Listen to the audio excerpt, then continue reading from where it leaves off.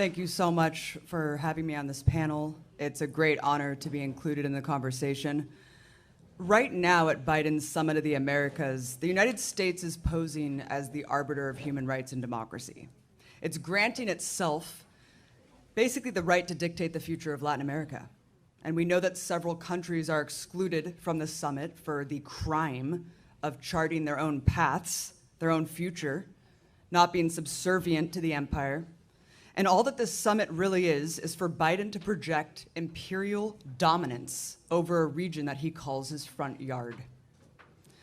A recent costs of war study reveals that US counterterrorism operations have been active in 83 countries in the last 3 years. In Latin America alone, there have been about 60 US military interventions since 1890. The United States perpetuates this daily violence and subjugation, not to spread democracy or human rights, but to extract resources and protect capital. This global empire does not only use brute military force to impose capitalism's world order. It's learned from past blunders of obvious coups and regime change wars that have come to define its naked imperialism. During the Cold War, they were pretty open about this, right? They were open about the threat of communism posed to this order. Today, the premise of the empire remains the same, but it speaks in a much different language, a language of humanitarian intervention and basically doublespeak, right, of humanitarianism, liberal interventionism, and so on. It cloaks its goals and control through hybrid war, methods of mass propaganda, and economic warfare through the use of sanctions, which they call soft power. Sanctions are administered with the pretense of peaceful coercion to bypass war. But the reality is that sanctions are war, and they cause the same amount of mass suffering and death, just with plausible deniability. Of course, sanctions are nothing new. We all know the horrific devastation wrought by sanctions during the Gulf War in the 90s. That killed 500,000 children. But in a post-9/11 world, the US system of financial weaponry has grown with extreme precision. The Patriot Act gave the Treasury power to sever ties between US economic infrastructure, which most of the world relies on, and entire national jurisdictions. This causes a profound chilling effect for all global institutions who opt to cut off entire countries rather than risk penalties. These sweeping powers are unconstrained and largely undefined, and have the power to decimate economies and leave countries in financial ruin. From 2000 to 2021, the use of sanctions increased nearly 1,000%. Leaders from both parties use them now as the primary method to force countries to fall in line. Trump dramatically increased sanctions on every targeted country, and Biden has pretty much maintained all of them. According to Biden's Treasury Department, they are the foreign policy tool of first resort. And today, US sanctions affect a third of humanity, with more than 8,000 measures on 42 different countries.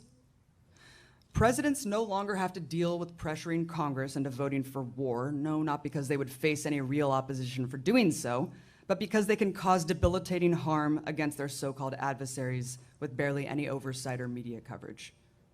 When Venezuela's economic freefall, Cuba's food shortages, or Afghanistan's severe famine are even covered by the corporate media, the utterance of sanctions is almost always omitted in the context of why these things are happening. It's always just in a vacuum, right? It's always on the shoulders of those governments. At Biden's summit down the street, they're gonna tell you that these sanctions are good and they're necessary in the interests of human rights and democracy. They're gonna say that they're justified because they only target despotic leaders whose values don't represent ours. That's the first big lie, obviously. Anyone can look at who the US supports around the world and see that its closest allies are theocratic dictatorships like like Saudi Arabia, of course, military dictatorships like Israel, or flagrant human rights abusers like Colombia or Uganda. Not only do these countries not get sanctioned, but they all receive massive financial assistance, military aid, training. All of these countries serve as linchpins for the empire in their respective continents. And nothing they can do including the mass killing of peaceful protesters or the state-sanctioned execution of American journalists, will warrant the United States to break these bonds. The second big lie is that the United States has the ordained right to decide which countries should be subjected to punishment, what leaders a country deserves, and the process in which they can choose these leaders. If people elect a leader that they do not like for something as simple as wanting to take out IMF loans, not wanting to take out IMF loans, or for wanting to use their own resources for their own people, the United States will use its massive amount of leverage as a superpower to dole out extreme punishment. You must accept your role as a colonial imperial outpost, or you will face consequences. This is gangsterism. The third and most insidious lie is that Biden's summit is telling right now is that sanctions only impact the powerful, the elite, and their corrupt inner circles. With the help of corporate media, this lie has been facilitated very well. And in fact, a lot of well-intentioned liberals also believe this to be true. They think, well, we have to do something, right? We have to punish these elites in power who abuse their people.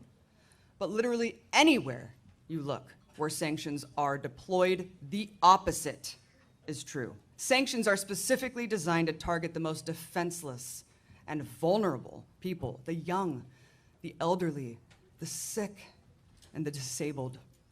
They cause massive food shortages. They force people to ration basic goods they need to survive. They directly target the public infrastructure of those countries, and they sadistically deny healthcare and life-saving medication for people who need it. In Venezuela, we know that in just 2 years, sanctions were responsible for the deaths of 40,000 people. And I know that we've heard the statistic, but before moving on, I just really want you to sit there and wrap your mind around it, because it's really horrific, right? 40,000 lives extinguished, 40,000 people whose families are shattered, 40,000 people. It's a statistic that we just say, right? But we can't even comprehend how many people that is. And that's just a drop in the bucket for the empire. Again, plausible deniability. In Cuba, the blockade has continued to tighten more and more to the point that life-saving vaccines could not be administered because they could not import things like syringes. During the height of the pandemic, government officials had to make the choice, the heart-wrenching choice, to give COVID patients oxygen or babies formula. Imagine making that choice. Do you give someone oxygen to survive, or do you give a helpless infant what they need to have a chance at life? That's the choices that Cuban officials are making daily because of the barbarism from this government and the economic blockade that continues. This is nothing short of economic terrorism that deprives tens of millions of people the human right to live freely. It is collective punishment, and it is a crime against humanity. The purpose of sanctions is not to pressure leaders to adopt human rights. It's to make these populations in these countries feel so much pain and suffering that they feel that the only way they can improve their lives is if they overthrow their government and somehow install a pro-US government that will alleviate their suffering, right, and leave them be. That's their objective strategy. That is literally what they think sanctions will do. But what really happens, right? What really happens when the US succeeds in getting what they want, as they have dozens of times in Latin America alone?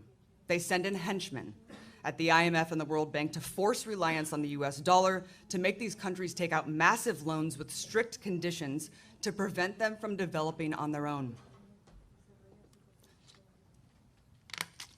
For example, we know one of the reasons for the US-backed coup in Haiti is because they were thinking of raising the minimum wage. And of course, multinational corporations could not have that, right?